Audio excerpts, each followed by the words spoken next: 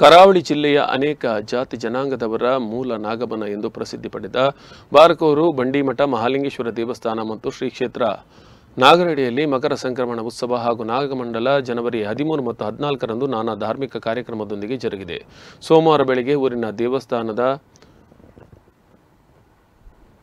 ವಿವಿಧ ಭಾಗಗಳಲ್ಲಿ ಅನೇಕ ಕಾರ್ಯಕ್ರಮಗಳು ಜರುಗಿದವು. ಅದೇ ರೀತಿಯಾಗಿ ಬಡ ಗಣಪತಿ ದೇವಸ್ಥಾನದಲ್ಲಿ ಗಣಹೋಮ, ಮಹಾಲಿಂಗೇಶ್ವರ ದೇವಸ್ಥಾನದಲ್ಲಿ ಶತರುದ್ರಾಭಿಷೇಕ, ಕಲ್ಪೋಕ್ತ ಮಹಾಪೂಜೆ, ವಿಶ್ವನಾಥೇಶ್ವರ ದೇವಸ್ಥಾನದಲ್ಲಿ ರುದ್ರಾಭಿಷೇಕ, ನಾಗರಡಿಯಲ್ಲಿ ಋಕ್ಸಂಹಿತಾ ಪಾರಾಯಣ, ಮಹಾಪೂಜೆ ಬಳಿಕ ಮಧ್ಯಾಹ್ನ ಸಾರ್ವಜನಿಕ ಅನ್ನಸಂತರ್ಪಣೆ ಮತ್ತು ಅನೇಕ ಕಾರ್ಯಕ್ರಮಗಳು ನಡೆದವು. ಈ ಎಲ್ಲ ಕಾರ್ಯಕ್ರಮದಲ್ಲಿ ಸಹಸ್ರಾರು ಮಂದಿ ಭಕ್ತರು ಭಾಗವಹಿಸಿದರು.